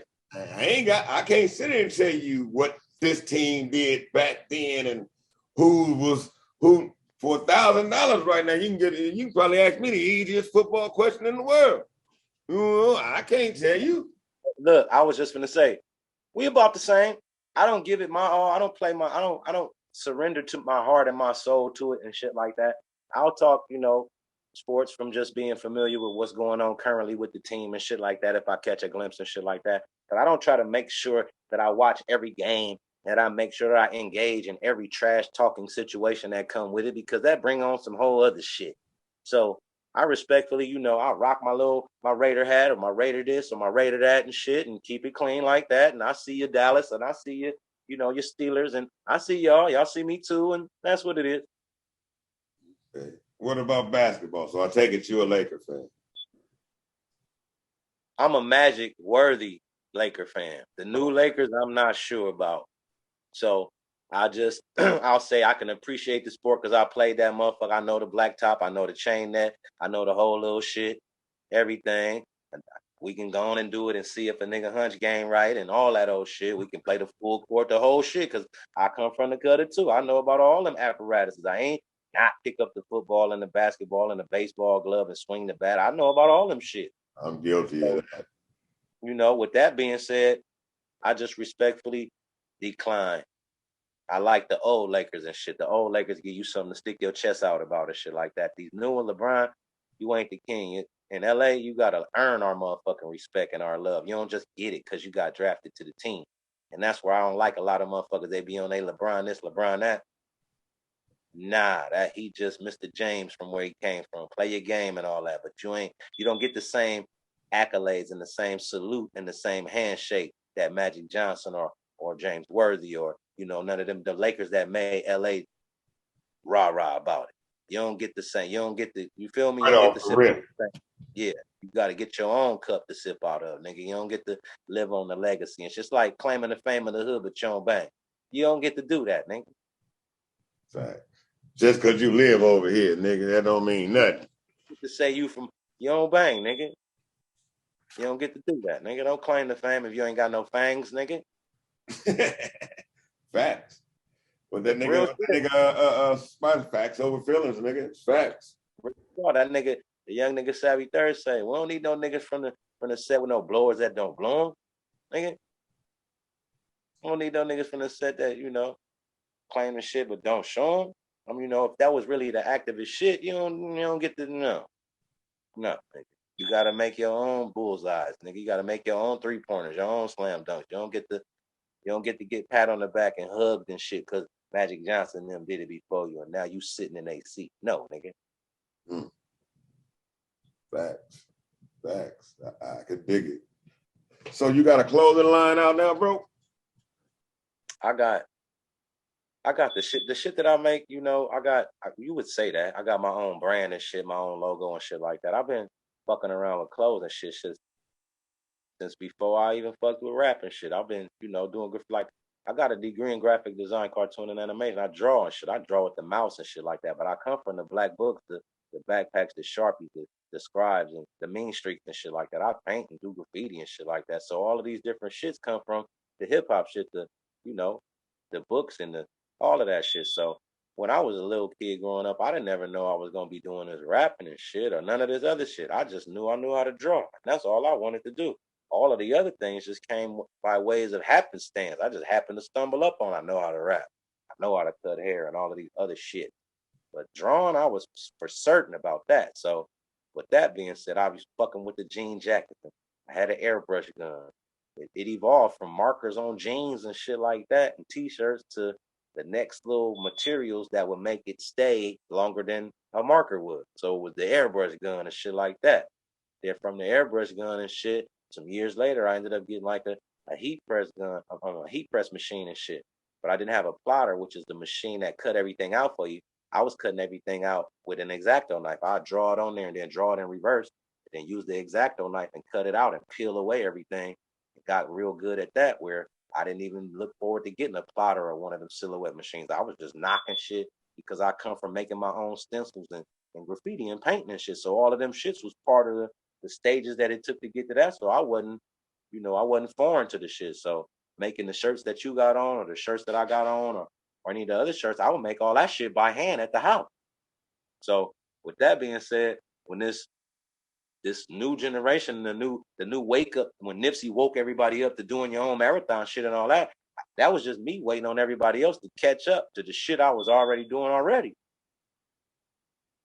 So in the hood and shit, different homies and shit have evolved and grown and shit and got their mind on their business shit. So in my hood, FTM, Fudge Town Mafia, everybody got their little monikers and shit like that. Well, I had a few of them and shit. So instead of saying Fudge Town Mafia, I would say Feed These Monsters or Forever Touch a Million or the fraternity that moved currency. And then my homies got, For the Money and shit. For the Money is For the Money Records, and they got their For the Money clothes and shit like that. And we all rock each other's shit because all of it is FTM shit. And everybody's advancing towards, in other hoods and other places and other countries, that don't mean Fudge Town Mafia. That means Forever Touch a Million or fraternity that move currency or Feed These Monsters and shit. And they like the way that it's put together or that it's arranged. They like the color combo and shit like that. They can rock it with their tennis shoes and they hat and shit like that. It's not gang related in no kind of way, and it's fashionable. It's casual sportswear and shit like that. So this is just different merchandise avenues and shit that you can see a Nipsey do it, or you can see MJG and 8Ball do it, or you can see these other artists do it, and you can look at different avenues that you never imagined that you can generate currency from having the platform that you create for yourself. So if it's any one of us that do shit, if it's a basketball player, if it's Magic Johnson and he doing Starbucks, or if he's doing Magic Johnson theaters and shit, these are the different brands and different companies that you're investing in. So why not invest in your own self and bring these different brands out from your own self and see how well you do with these things? If for nothing else, you'll generate, publicity, you'll generate a fan base, but you'll also generate the know-how to do it. so that you can get better at it if you decide to continue to pursue it. So with that being said, everything you bring to the table, the only thing that you bring to the table that's, ain't valuable is the shit you don't bring to the table. You got to ask questions. You got to be inquisitive. You got to, you got to want to know these things. You got to have a hunger for those things and pursue them motherfuckers, and don't be discouraged. Don't let nobody throw you off of what you're trying to pursue. Stay focused on those different kind of things. So knowing how to draw and all of that type of shit, you can either go into, tattoos and shit, or you can go into, painting cars, or you can go into designing clothes. You can design labels. You can design your own shit. You can design shoes. You can design. It's all these different things comes from a designer. A designer is an artist. A motherfucker that thing. Shit, the building that you living in, the house you living in, came from an architectural design. It's everything, comes from an idea, and then it go. If you don't have a plan, then you plan to fail, is what the elders told me. So you got to write your shit down. It can't stay just in your head. You got to have somewhere to start, a blueprint. The plans change because you might have to configure and go around some shit or go under some shit, but you still got to stay the course and shit to see it through to get your acquired result. Thanks. Then you got to ask questions and not be afraid to ask questions. The mistakes is the learning things that you learn. You learn how not to fuck up when you fuck up. Facts. Fucking up don't feel good. You're going to avoid fucking up at all costs if you got a couple fuck ups in there. Yeah. You're going to be careful so that you don't fuck up, because there's a certain amount of embarrassment, a certain amount of staying under the bus, a certain amount of humiliation that comes with fucking up. Right. That shit ain't pretty. It's called growing pain. Everything that we grow from while we're growing ain't going to be pleasant and pretty and peachy. Some of that shit going to pinch and prickle a little bit. Them pinch and prickles is called growing pain. Evolution. We got to evolve or we going to die. Yeah. Facts. So I just see it like this being a genuine, bro. We all come from our different GPS locations, our different specific sections in the city, If it's, the projects or the houses, or if it's blood or crip or whatever the fuck it is, but you still a human being, a person, a male child, a female child. You still got your own wants, your own pursuits, your own dreams and goals and shit like that. In spite of that, you're not supposed to avoid those and abandon that shit because this is more important. Nothing's supposed to be more important than your personal gain and advance, your growth and development. I appreciate you having me on your platform too, bro. I appreciate you coming on, bro. It's really it feels like this is exactly what we're supposed to be doing. It feels right. My goal is to let the people see you for you, not you as an artist, not you as the person they known you to be, or because this ain't really for the people this is for the people in our community first and foremost. But Right. then for the motherfuckers that see something from LA and think everything LA is one way and this is another way. Motherfuckers see they find out something right now that a blood and a Crip has been cool for years, and been on two different platforms and two different situations in life and can still come together. And damn, y'all knew each other. A lot of us out here really know each other. And if we don't know each other, we old enough or mature enough or been around long enough to be able to know how to reach out to that person. Absolutely. Because a motherfucker will make itself available because I don't have to hide behind nothing. I'm not in the world by happenstance, and motherfuckers is really looking for me, and I better watch where I go and watch what I do. I didn't make that karma for myself because I didn't carry myself like that in the world. So if I get the memo and I get the summons, I'm gonna show up out of respect for the motherfucker to get extending the motherfucking memo to me. Facts. You didn't have to be inclusive. You didn't have to include me. The fact that you include me, if a motherfucker turn that fucking shit down, that's a sign of disrespect. In the culture where we come from, in a sense, depending on what kind of rapport you have. Now, if you don't know that motherfucker, then it shouldn't be no disrespect. But like I said, if you got a rapport with that individual, at least, you came in contact and you got something. If you don't feel like you got nothing, then no, you don't owe that motherfucker nothing, man. Ain't no disrespect because, this is a business as far you talk. Well, see, I'm let me shut up. No, you're absolutely So right. The avenue that you I'm thinking of it from a point of view because it's gonna be people, and it has been people that I've reached out to, and I've not gotten no response. There's people that done reached out to me that I've gotten no response, that I've given no response. So it's like if I know you, it all depends on that vibe I get from that first encounter, whether I see in person or just that timing when I look up and see you said something, or you making your attempt, or I'm making my attempt. Nowadays, half the people, and this the fucked up part about it, including myself, and I'm gonna say this publicly, half 90% of these people ain't the only one monitoring their social media. Right. The more famous you get, the more popular you get, the more less time you got to worry about this shit. You know what I'm saying? They got social medias. Yeah, they got access to get on there and do what they want to do whenever the fuck they want to do. But it takes somebody else to tell them, yo, you might want to go look at that message over there. That one might be somebody you know. You know what I'm saying? That might be if you don't know them. You know what I'm saying? Or if you don't know them, it's another attempt that somebody else got to look through because that's their position right now. They're in charge of your media. You know what I'm saying? I don't want to see everything that ain't, there's plenty. Everybody get bullshit. You know what I'm saying? Or what we consider bullshit, something that's irrelevant. It ain't got nothing to do with me. It ain't going to advance what I got going on. Because, I get so many opportunities to do conversation with people. You got to understand, my platform is about conversation. I ain't trying to get on here and have no drama. I ain't trying to get on here and talk reckless about nobody. You know what I'm saying? Because like you say, I want to still be able to go down the street when I want to. You know what I'm saying? I'm not on here to make enemies. This social media shit, you got to understand. You putting yourself out there. Everybody that see this, you don't see. They see you. You don't see them. They know what you look like and what they thinking. You don't know what they look like or what they thinking. So, I ain't got no karma. You know what I'm saying? Man, nobody, I don't want to give nobody the wrong impression about me. What you will get is the who I am. I'm not going to be something that I'm not. No character out of no fucking book. That's not being 100. That's not being real. That's not being who you say you are. You're going to run into the motherfucker that everybody else run into.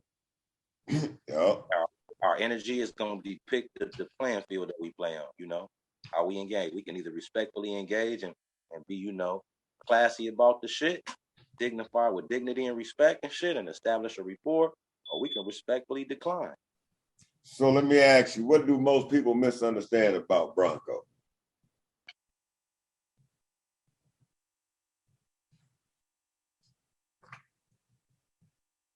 What do they most misunderstand about me? Damn. What do most people, not do they most, what do most people misunderstand about Bronco?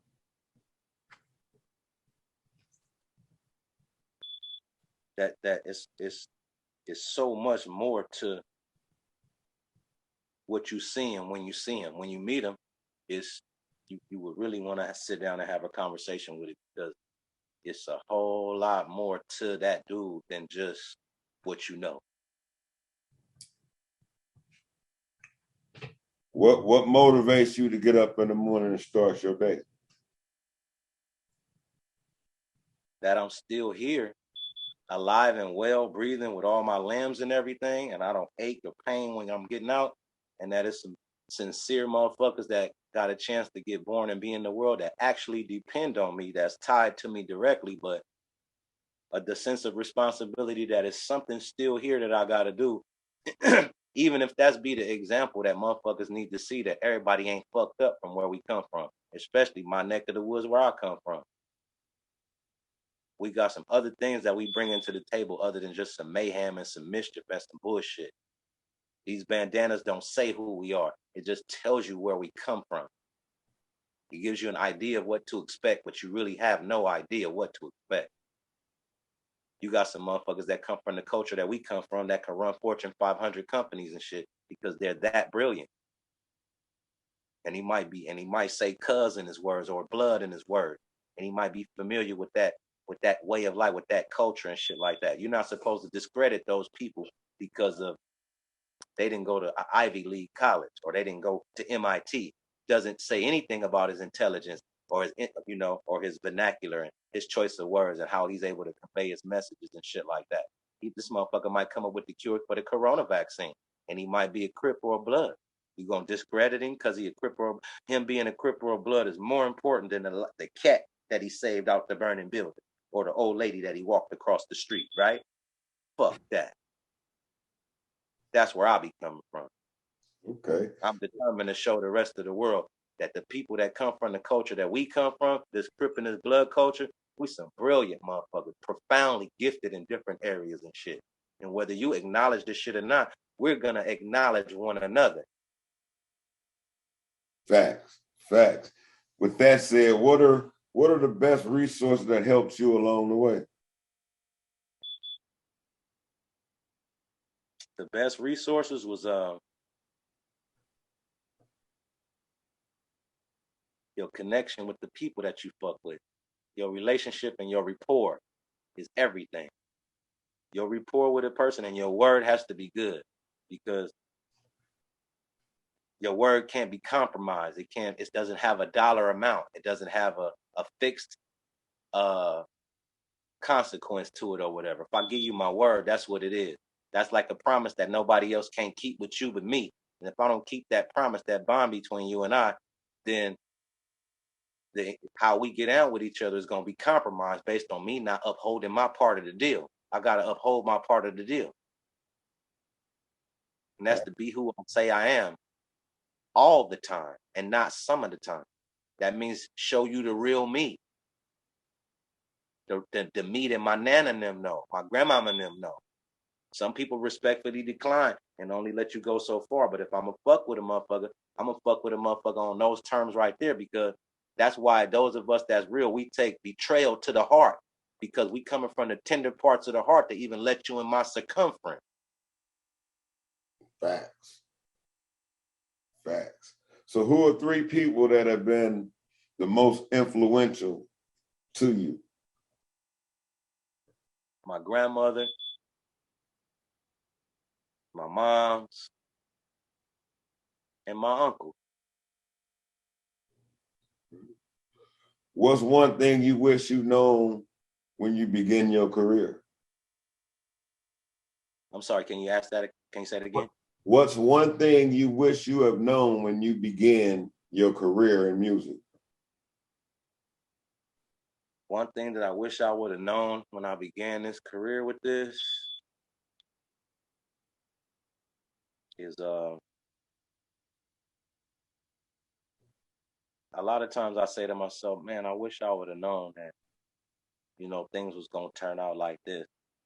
But when I say that, like, because of the people that I miss that aren't here to see what's going on right now with me and who I thought that I would get a chance to grow old with, they're not here to, have a birthday with me and me celebrate their birthdays and shit like that. So I would say the one thing that I wish I would have known is I wish I would have had the fruition to see a glimpse into the future, to be able to make a different left or a different right. And maybe that left or right, it would have changed the course of certain shit.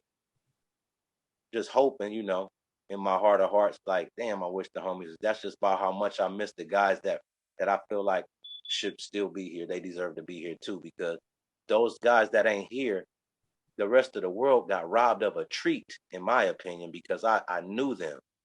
And the rest of the world don't get to know them intimately like I did, to know that they got other things, Freeze and Brazy and, Laniac and, Troll and AWOL. It's just different motherfuckers. And I got a chance to know certain people that the rest of the world don't get to know. And I feel sorry for the rest of the world that y'all didn't get a chance to meet these guys, because these guys had something that they left with me. Right. So I wish I would have known that in a way where I could have saw the preciousness in the time that I had with them. the time that I had with them was short and it was precious and I miss it. So I know it's gonna be motherfuckers that's gonna feel that way about me. So I try to love as the way that I'm supposed to love, so that, you know, when it's time for me to dive in the ground and shit, those motherfuckers who got the chance to experience what it's like to be embraced by me and shit, they warm and shit. They ain't feeling, you know, fucked up. They feeling warm, like that was my motherfucking nigga right there. God damn it. Yeah, that's what we're looking at. Tell us something about you most people. Tell us something interesting about you most people don't know. Most people don't know. Most people didn't know a lot of the stuff that we covered. Like, motherfuckers didn't know that I flipped. I was in gymnastics and shit, the captain of the diving team at the park and shit. And a nigga flipped like a featherfoot pigeon and shit like that. Most people don't know that a nigga draw really got a hand for that shit. They, you know, a lot of times motherfuckers that know I fuck with the flows and know I fuck with the rap, and they only know, you know, that I fuck that nigga rap and shit, that even Fudge and the descriptive things that I would say within the verses and shit that they familiar with as far as that go. I never mentioned that I draw in my raps. I never mentioned that I cut hair and shit, that, you know, I never mentioned none of that other shit. I just leave it with that. I don't talk about that. You know, I kind of leave them separate. So there's like the motherfuckers who hair I cut and shit like that. When I was cutting hair, they ain't know I fuck with the rap shit. And the motherfuckers that I fuck with the rap shit, they don't know I cut hair. Right. And the motherfuckers, you know, and I draw and shit, like, motherfuckers they don't know nothing about that shit. The motherfuckers that know I draw only know I draw and shit. They ain't asking me no questions about, do you rap and what's up with that verse? You don't know nothing about. You don't even know I fuck with that shit. Got you. When the motherfuckers start tying the lines and find out, they be having an aha moment, like, who the fuck is you, nigga? I ain't know you fuck with that shit. And I be giggling like tickles the shit out of me, because I be like, well, shit, you met me on this playing field. I didn't feel compelled to say nothing about that. There's no reason to talk about that on that playing field. Cause tell you that I fuck with the raps and rhymes and shit and none of that shit. We was doing this shit. Facts. So innocently, I just kept it, you know, like that. The same with, like, I was talking to one of the young homies the other day, and we was talking, and I said, I never used the fact that I rap or that I got flows or a certain kind of fan base or motherfuckers know me for doing this as my secret weapon when it's time to, you know, meet a female or something, and I'm using these different things to get her to like me. I didn't never say nothing. If she found out that I rapped, it was by way of some other means. That wasn't the shit that I'm gonna lead with when I'm trying to get your number and you get mine. It's gonna be strictly clean like everybody else. I'm not gonna use, I'm an NFL player. You know how motherfuckers that use their superpowers or what they do. I ain't do none of that shit. So I whoever it is that I fuck with, I rock them fair and square. It wasn't never me cheating. Oh, you know that nigga, he rapping. Oh, you know, I fuck with the flows. And let me rap 10 times and shit and crack the bitch. No, fuck all that. That's weenie shit, nigga. Crack a bitch fair and square, nigga. That type of shit. So I always kept the shit separate and shit. Keep it 100. Keep it 100. All right. I got two more for you. What's your biggest mistake and what did you learn from it? The biggest mistake was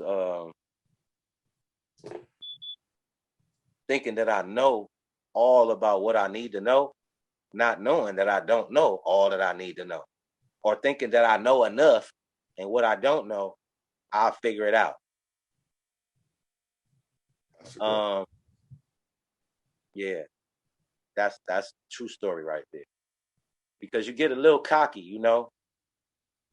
You get a little bit cocky. Some people get beside themselves and they fuck up real bad. They fuck up in a way where they can't repair it.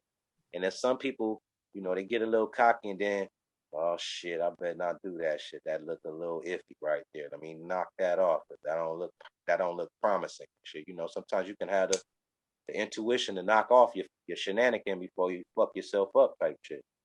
Right. Now this one, you can take this one. You can take this one and go however far you want to go with this one. So what do gangbanging mean to you, bro?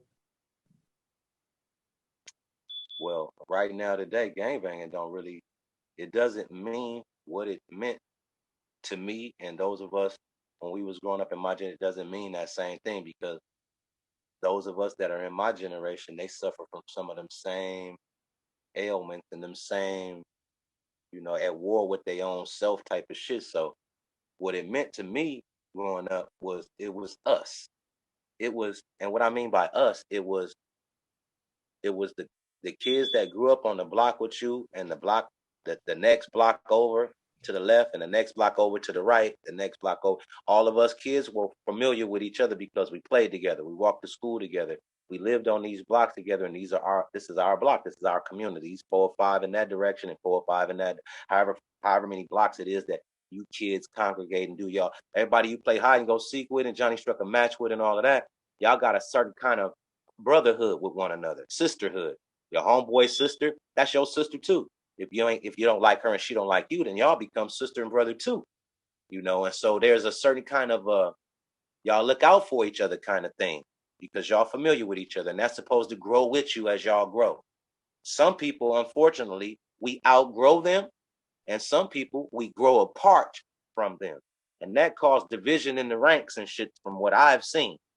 Then the next generation that comes behind, they are missing certain decorum, a certain kind of way you're supposed to go about doing shit, governing yourself, carrying yourself. You have to carry yourself a certain kind of way when you out in the world in public, when you mingling amongst other teens and 20-year-olds and 30-year-olds in your realm. You got to know how to walk the walk, talk the talk, but be comfortable with who you are. Well, these kids don't have that Pop Warner camaraderie that if your baseball team win today, we celebrate like a motherfucker. If y'all lose today, we in the locker room sad together and shit. Like they ain't everybody not all together. It's these 5 together and these 5 together, but them 10 all from the same hood, but they ain't all together.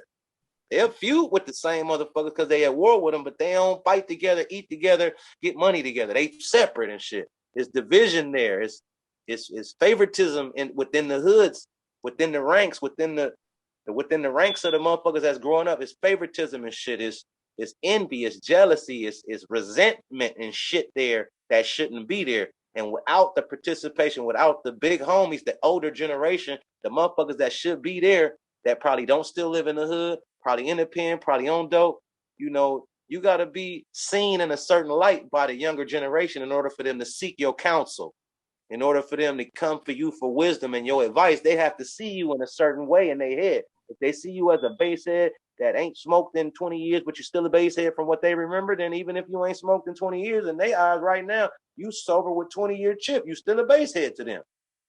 You gotta look at, if a motherfucker hits you in the ear with big homie and what's up, Unc, and what's up, OG, those are terms of endearment that the young nigga don't have to hit you in the eardrum with.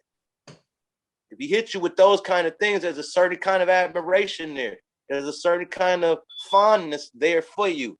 So it's your duty as a big homie, as an OG, as, the motherfucker that they come to like that, to properly encourage them to do the right thing, to make the right decision, to live the right kind of life, to make the right kind of moves and not pull shenanigans out their ass that will most likely end them up in the bing and shit. Because everybody that's in the bing behind the wall, when I was back there, I didn't want to be there. I was just there going along to get along, couldn't wait to come home. And every nigga that I know that's in there that got to stay there don't want to be there. So that ain't no glamour spot that motherfuckers is trying to graduate and get to.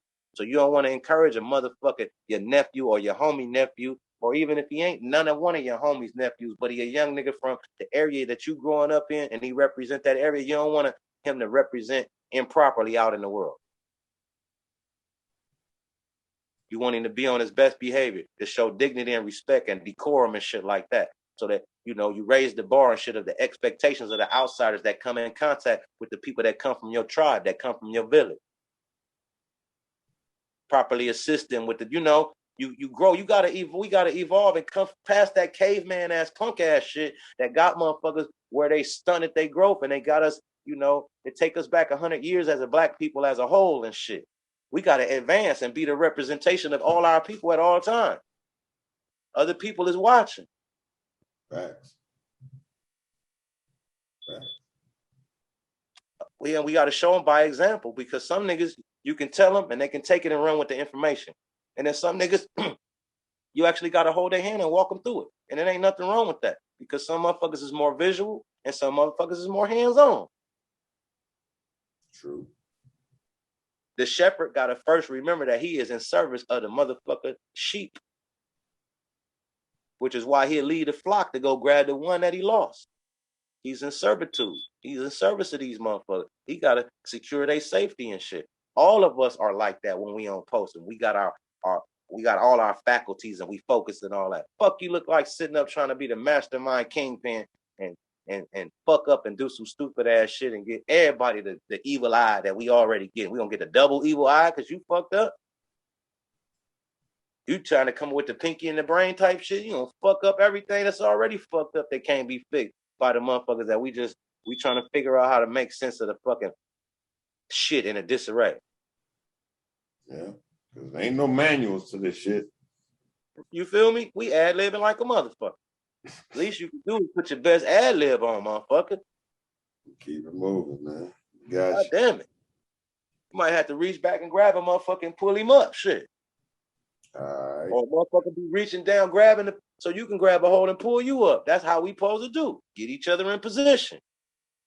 But we got to show each other by example, by the sincere camaraderie. It don't got to be no distrust there or no fugazi ass fuck shit because we dealing with sincere camaraderie. We not willing to fuck the fabric of that shit up. That shit's too valuable. That's some shit money can't buy. So motherfuckers got to understand the consequences of what they stand to lose by fucking up the fabric of camaraderie, my nigga. Facts. Camaraderie and rapport is everything. Facts. Just saying. It's the fact. It's the secret relationship between Crips and Bloods that they say don't fucking exist. That's camaraderie and rapport right there. That's a secret society, though. I'm just saying. You feel me? I'm just saying. Don't know. Motherfuckers from the outside looking in, they don't know. Some Crips got more. They don't have a clue. So, yeah. So true. And right now, I'm gonna shut it down on that one because I'm not at liberty to share that piece of the cake with them, because if you worthy, you'll get a bar. If you ain't worthy, then the cake gonna be right there and you won't never get none of it. Well, I thank you for tapping in with Gconnet. You know what I'm saying? Homie to homie, I appreciate your conversation. And I look forward to many more, and I hope the fans watching this or audience is watching this, you like, subscribe, and hit that notification bell and enjoy the content of this conversation with your boy, like it, Bronco. Shit, like Bronco. How you say it? Bronco what? The Bronc'ologyst. The Bronc'ologyst and your boy G2Bs. You know what I'm saying? I thank y'all for tapping in. Holla. Hey. Peace. All right, y'all. It's your boy JT Turner, man, the comedian. I just want to tell everybody thank you for tapping in with my folks from Gconnet. Yes, indeed. These fellas right here, they actually bring a perspective from a different generation with real conversations. And you know your co-host of fire. Give it up for my main man G2Bs and my man D-Nail. Make sure you subscribe to their YouTube channel, man. It is fire, where they bring real conversations with real people, kind of like myself, comedians, artists. Just get a real perspective, you know what I'm saying, with a little bit of twist in it. So just want to appreciate everybody. Tell everybody thank you for tuning in. It's your boy JT Turner Comedy on all social media. Hit me up, man. I appreciate you. In the Gconnet with the G2Bs, a generation conversation. If you ain't got the patience, you don't.